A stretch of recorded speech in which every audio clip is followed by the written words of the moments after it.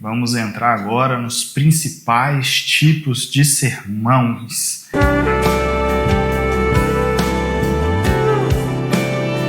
Glória a Deus! Estamos aqui mais uma vez para dar continuidade ao nosso curso e hoje iniciamos o módulo 2, que corresponde à parte 2 do nosso livro. Sim, vamos entrar agora nos principais tipos de sermões. Os principais tipos de sermão para que ninguém fique sem base e estrutura. Sim, para que ninguém fique sem base e sem estrutura. Saber os tipos de sermão não é só apenas conhecer a obra literária. É usar isso a seu favor. É de forma que a sua exposição tenha um fundamento, tenha uma lógica, tenha uma estrutura reconhecida e entendida por todos que te ouvem, ok? Então, nós vamos entrar hoje nos principais tipos de sermão. E quais são os principais tipos de sermão? Em tese, os principais que nós temos são o temático, o textual e o tão conhecido expositivo. Vocês vão descobrir que a minha letra não é muito boa, mas eu espero que dê para que todos compreendam com facilidade, ok? Deixa eu minimizar. O que acontece? Temos então 3 principais tipos de sermões, os quais eu acabei de escrever aqui: temático, textual e expositivo. Hoje vamos estar fazendo uma introdução a respeito deles e depois vamos estar começando aqui nessa ordem, tratando um por um.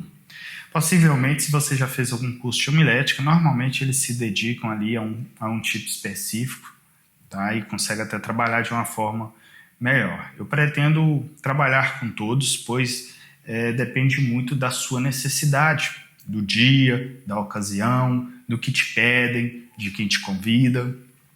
E ao longo das nossas aulas você vai perceber a necessidade que você tem de conhecer e de aprender todos os tipos.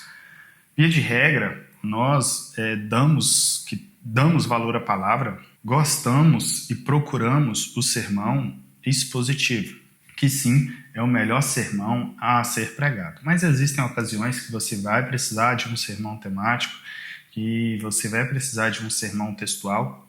O sermão textual não que você vai precisar dele, mas há momentos que você vai chegar no texto e o texto vai te obrigar a ficar num sermão textual. Também dizemos principais tipos de sermão pelo fato de que não existe algo que taxa esses tipos de sermões. Então, existem pessoas que vai acrescentar aqui o sermão biográfico, o sermão narrativo, entre alguns outros tipos de sermões que entram na lista. Outro detalhe é que não existe nenhuma regra dizendo como que se classifica os sermões. Por isso, aqui é os principais, é uma forma que a maioria das pessoas aceitam.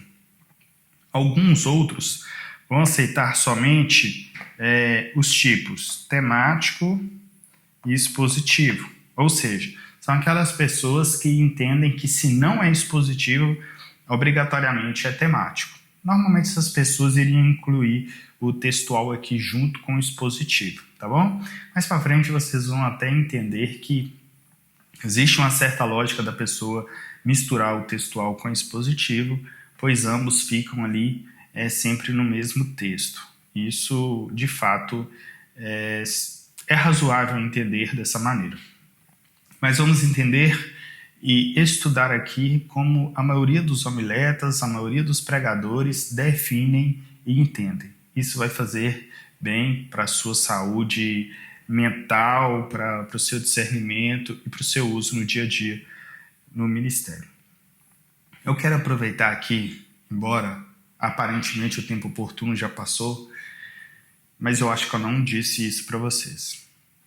Homilética, não existe um órgão regulamentador, ou seja, não é igual o Conselho de Administração que tem o CRA, não é igual os advogados que têm a OAB, então não existe um conselho dos pregadores que define as regras, que dizem como que é, e vai dizer quanto tempo que é o sermão, como que é a introdução, quais são os tipos de sermões. Então não existe, ok?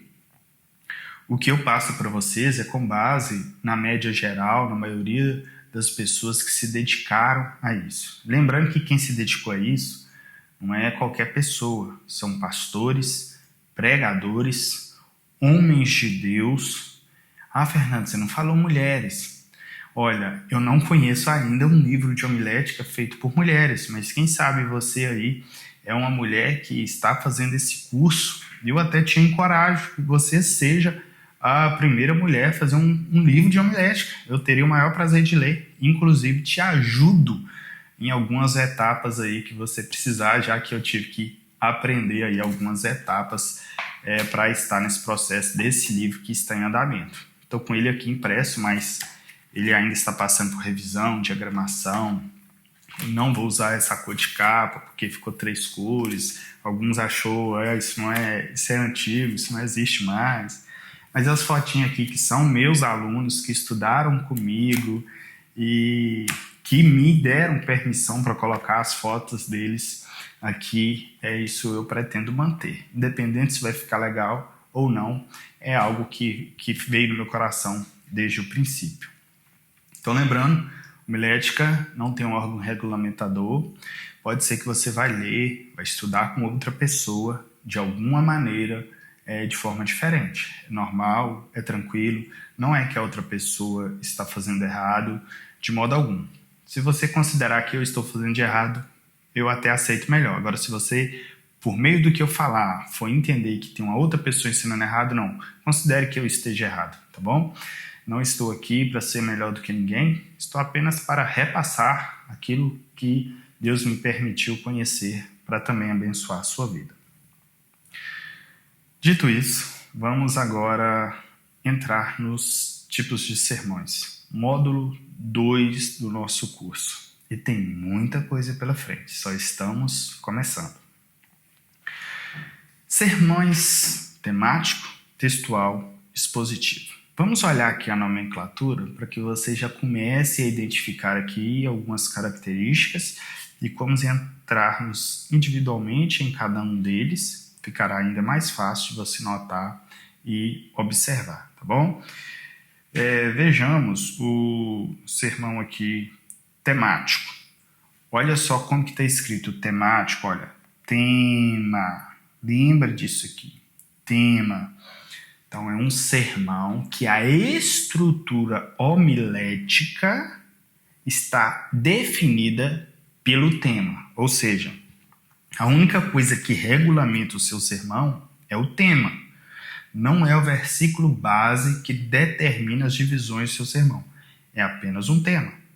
Por exemplo, eu quero falar sobre oração. Então, cada tópico pode ser uma coisa diferente de oração e um versículo diferente sobre a oração, e o seu texto base é um outro texto que também fala de oração, porque você só está vinculado ao tema oração.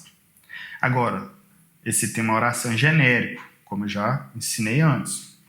Digamos que o seu tema seja motivos para orar continuamente. Então agora, cada divisão sua dentro do temático seriam versículos que demonstram a importância ou a necessidade ou o porquê de orar continuamente. Se for um versículo que menciona algum exemplo de alguém, é de alguém que orou continuamente. Ou se for alguma ordem, tem que ser uma ordem que ensina a orar continuamente, ok? Orar sem cessar, e por aí vai. Mas, ou seja, está sendo a estrutura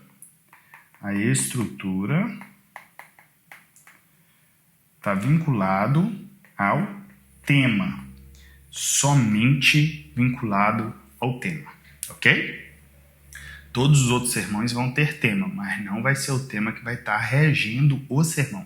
Lembra disso, lembra da regência, lembra de quem está governando a estrutura do sermão, quem está governando o esqueleto do sermão. É somente isso que olhamos para saber qual é o tipo de sermão. Dentro do conteúdo dele também vai fazer diferença, ok? O sermão textual, observe as primeiras palavras, texto. ok? Então, a estrutura dele é governada pelo texto. O que é isso? Já vou até citar um exemplo para você começar a compreender.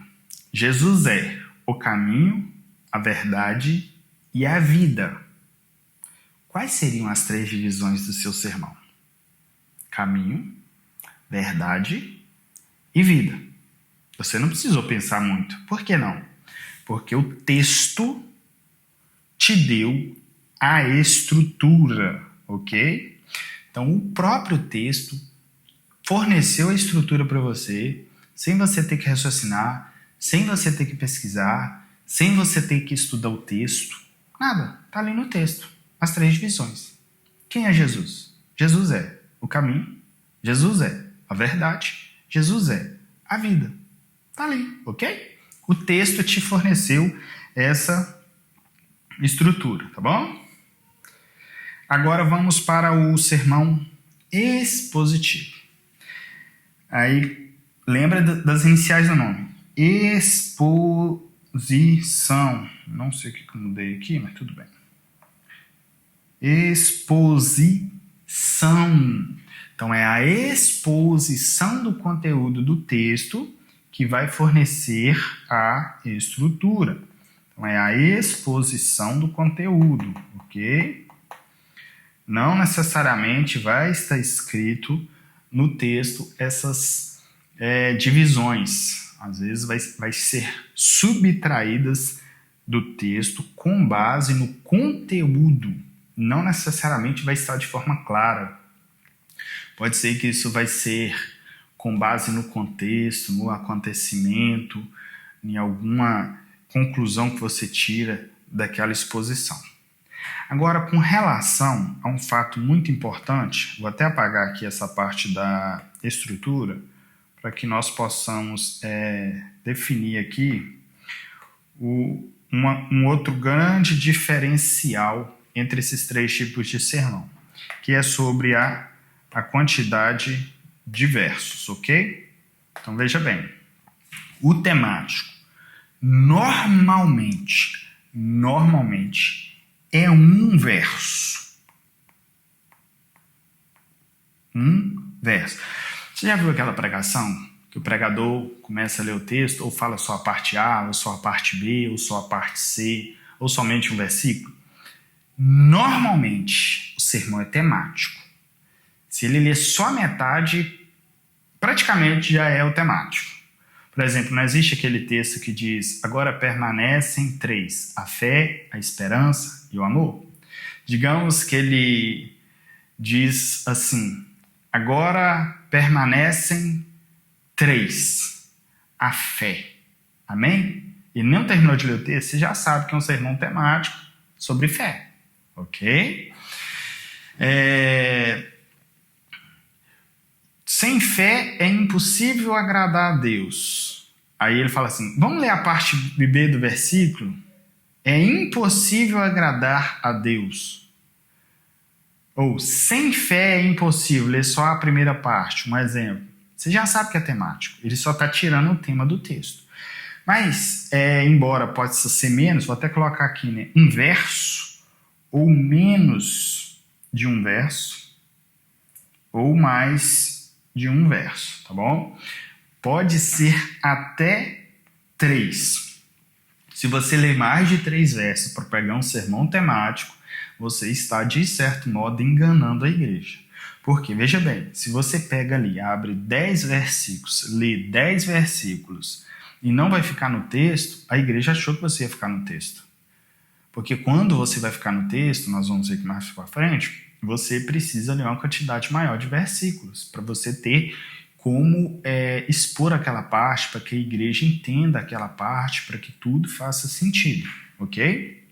Então, o sermão temático, via de regra, um verso, mas existem pessoas que lêem menos do que um verso, tipo 1/3 do verso, ou 2/3, ou só a parte A, só a parte B, só a parte C. Eu nunca fiz isso.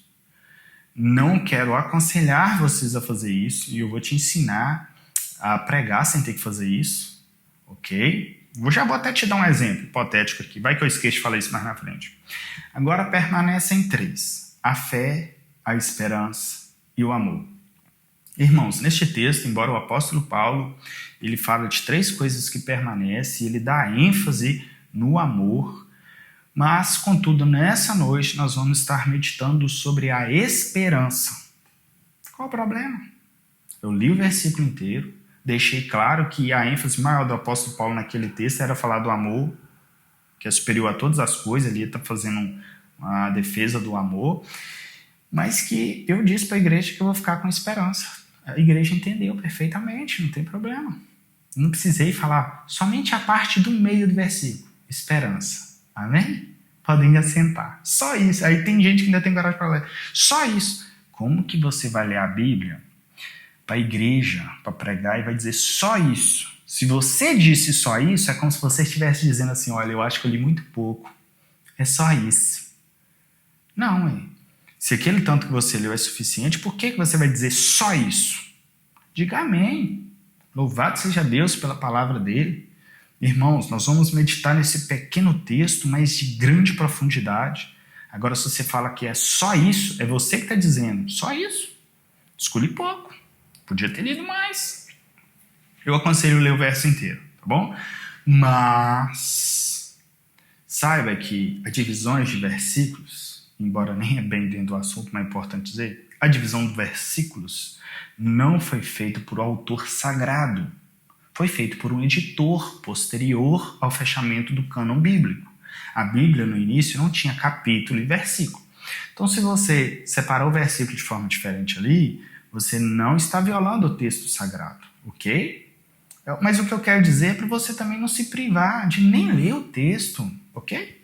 Mas lembrando que é no máximo 3. Alguns casos você poderia ler mais, porque o texto não terminou. Digamos que você vai pregar sobre o amor, mas você não quer ler só essa frase que eu li. Você quer ler aqui ali a exposição do Paulo sobre o amor. Mas você tem que tomar cuidado, porque se você ler a exposição inteira de Paulo falando sobre o amor, lá na exposição fala que o amor tudo suporta, tudo crê, tudo espera. E se você não vai expor aquele conteúdo, você enganou a igreja, que a igreja está esperando aquele conteúdo. Então seria melhor ler somente... Agora permanecem 3, a fé, a esperança e o amor. Ou ler só aquela parte que diz, o maior deles é o amor, ok? Mas eu leria o verso inteiro, tá joia? O textual, vamos pular para o textual. O textual, ele vai seguir a mesma regra do temático em termos de quantidade. Ele, normalmente, ele vai de 1 a 3 versos. 1 a 3 versículos, tá bom? Vou colocar versos aqui para ficar mais abreviado. 1 a 3 normalmente é o suficiente, porque o sermão textual ele compreende textos que têm fácil divisão. Esse texto que eu acabei de mencionar do amor, ele caberia no sermão textual, só que no sermão textual, e é até bom para você entender a diferença.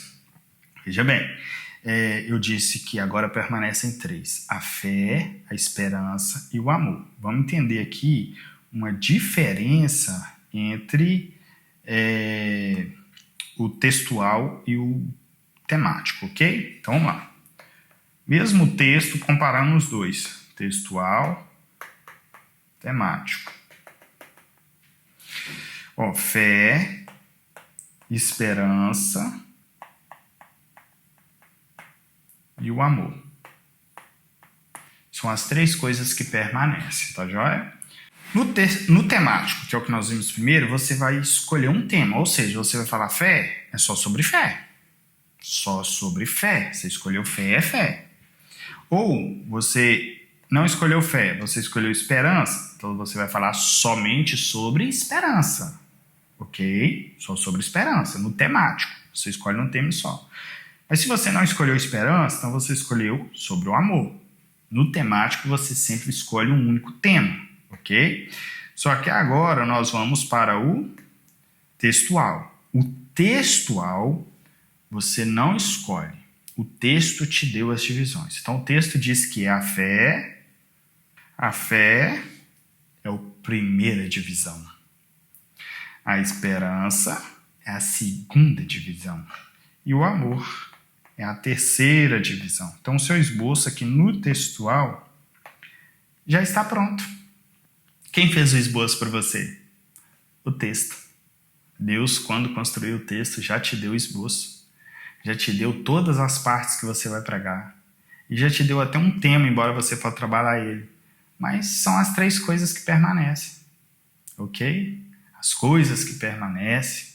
Lógico, você pode trocar aqui a palavra-chave. Eu estou falando coisas, mas talvez você vai entender que é fundamento ou outra palavra, que agora não me vem à mente, mas poderia ser aí uma outra palavra-chave. Mas as divisões já estão aqui. Fé, esperança e amor. Este é o textual, ok? E o temático? O temático é uma dessas 3 palavras. Deu para entender já a diferença do temático? O temático é só um tema.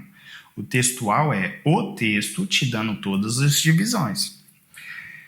Agora, o expositivo, ele muda primeiramente na quantidade de versos. Então, normalmente aqui vai ser acima de 4. E é acima mesmo. E a partir daqui, quase que não tem limite. Quase que não tem limite. Fernando, então eu posso ler 200 versículos antes de começar a pregar? Não. Aí é diferente. Isso aí nós vamos aprender esse princípio depois também. Para ler, se o texto for muito grande, você vai ter que escolher uma certa quantidade. Eu não te aconselho ali a ler mais de 15, a não ser que seja uma necessidade extrema da narrativa. Caso contrário, você retire uma parte principal para seu ponto de partida e depois você continua pregando o texto inteiro.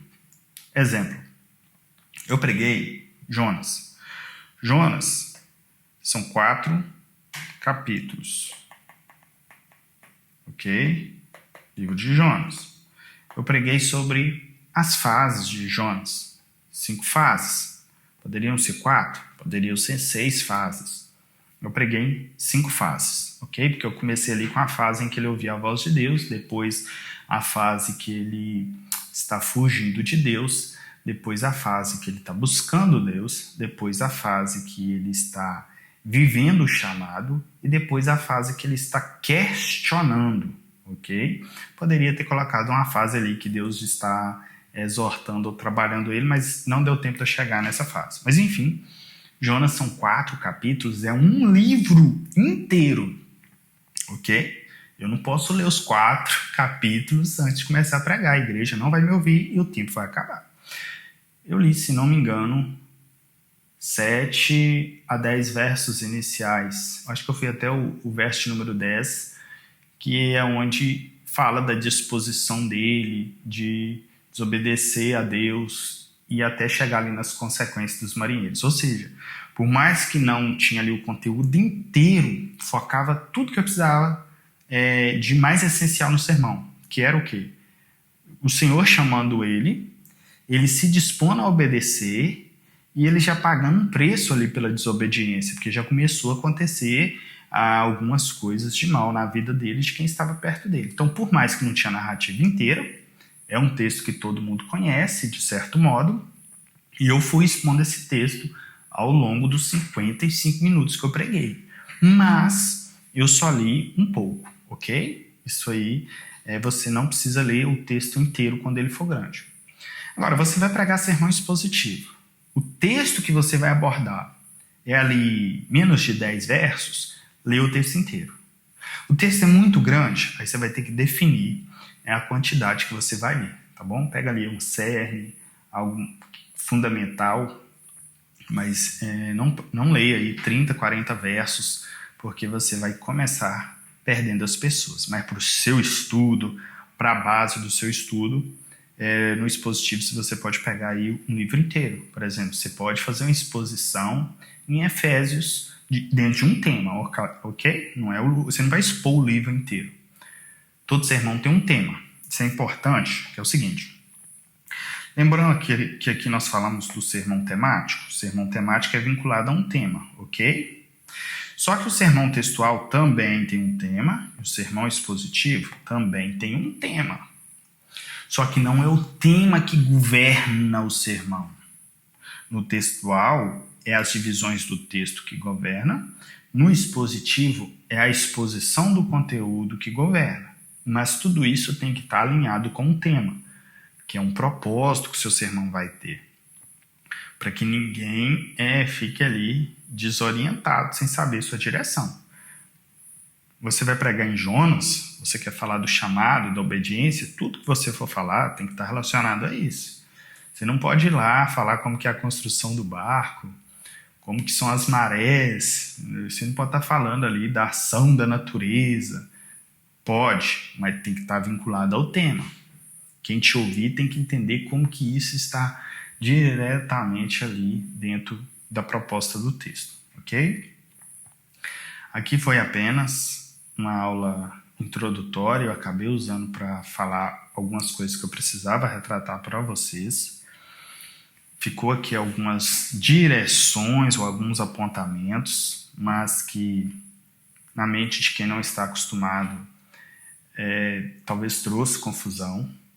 Mas a partir de agora, nos próximos momentos, nas nossas próximas aulas, já vou estar trabalhando eles de forma individual, ok? Com alguns exemplos práticos e lembrando, isso é muito importante. Se você for alguém que não tem costume de pregar, tente seguir a linha de raciocínio, replicando em algum outro esboço diferente aí na sua casa. Não importa se você foi chamado para pregar, não importa se você já foi convidado, mas se prepare. É só para você treinar e praticar.